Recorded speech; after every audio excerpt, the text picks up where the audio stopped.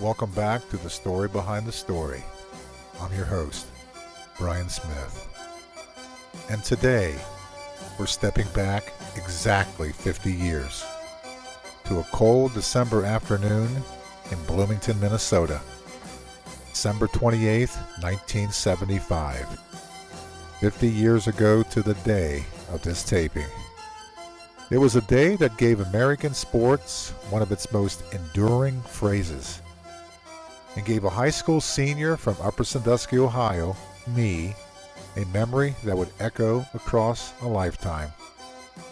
This is the story behind the story of the very first Hail Mary. It was the NFC Divisional Playoff. The Dallas Cowboys versus the Minnesota Vikings. The Vikings were the powerhouse, 12-2, two-time defending NFC champions. Dallas, a wild card team, young, fast, and underestimated. The temperature at Metropolitan Stadium was 25 degrees, wind chill 17, the kind of cold that bites through denim and wool. The kind of cold where breath hangs on in the air like a fog of anticipation. I was a senior in high school, my last year living at home. A year later, I'd be married. Life was changing fast, but on that day, all that mattered was football, the Cowboys, and the electricity of being alive in that moment. The game itself was a slugfest. A lot of defense, field position, hard hits, classic 1970s football. With just 32 seconds left, Dallas trailed 14-10.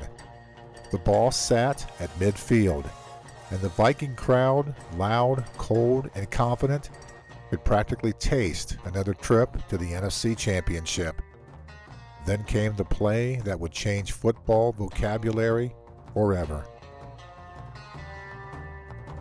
Roger Staubach, Captain America, naval officer, Heisman winner, and yes, a devout Catholic kid from Cincinnati.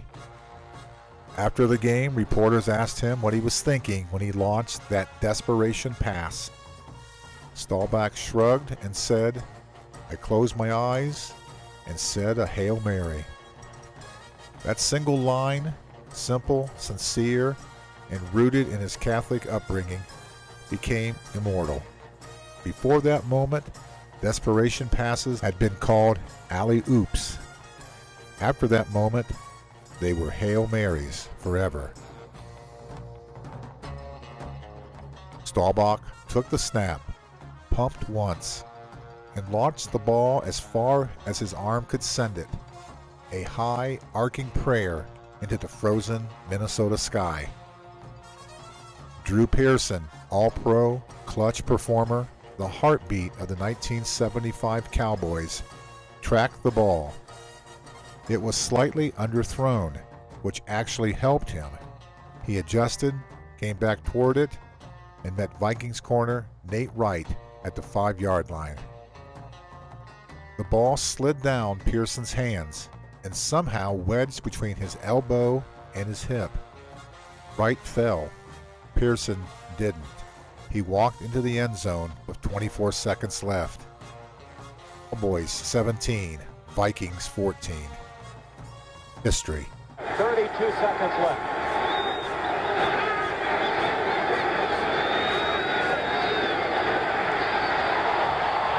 He is going for broke. Drew Pearson. He got it. Touchdown. I didn't know they had it for a while. I thought the ball bounced. I don't believe it. He just threw the ball over the scoreboard. I don't believe it. History. The ball was thrown short, and the defender was not watching, and Pearson came back to make the catch for him. Yes, the controversy. Minnesota players insisted for decades that Pearson committed offensive pass interference, that he shoved Nate Wright to the ground as the ball arrived. Pearson has always denied it. Officials never threw a flag, and the replay angles, grainy, inconclusive, forever debated. But one thing is certain, Vikings fans were furious. As Dallas celebrated, the field turned into a storm of debris. Fans hurled objects, including a half-empty bottle of whiskey, that struck an official in the head and knocked him unconscious. It was chaos. It was anger. It was the birth of a legend. After the game, the Minnesota players were livid. They insisted Pearson pushed off. They argued that the earlier 4th and 17 catch wasn't in bounds. They believed the game had been stolen from them.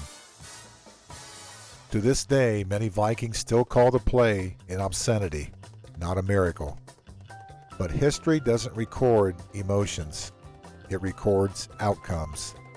And the outcome was a Hail Mary. I want to step out for a moment and remember the world that I was living in. My last year at home, on the edge of adulthood.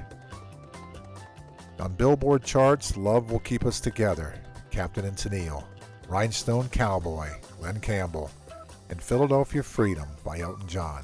Songs I still play to this day. The top movies: Jaws, the first true blockbuster. One Flew Over the Cuckoo's Nest. TV shows were All in the Family, Laverne and Shirley, and Maude. Grocery prices: a gallon of milk about $1.57. A dozen eggs, 77 cents. Gasoline was about 57 cents a gallon. Vietnam War had ended earlier that year. Microsoft was just founded. It was the year of mood rings, pet rocks, and platform shoes. And America was still healing from Watergate. It was a world in transition, just like I was. Now back to the game and the legacy. The Hail Mary wasn't just a play. It was a moment that changed language, culture, and football forever. Staubach's faith, Pearson's concentration, the cold Minnesota air, the fury of the Vikings, the debris raining down, and a young man from Upper Sandusky, Ohio, watching history unfold, not knowing that life was about to sweep me into adulthood, marriage, and everything that comes after. 50 years later, that place still echoes, and so does the memory. And that's the story behind the story of the Hail Mary, 50 years ago today, of how a prayer, a pass, and a moment of frozen field magic gave us one of the greatest plays in NFL history. The echoes of the past are waiting to be heard. My name is Brian Smith, and we are history.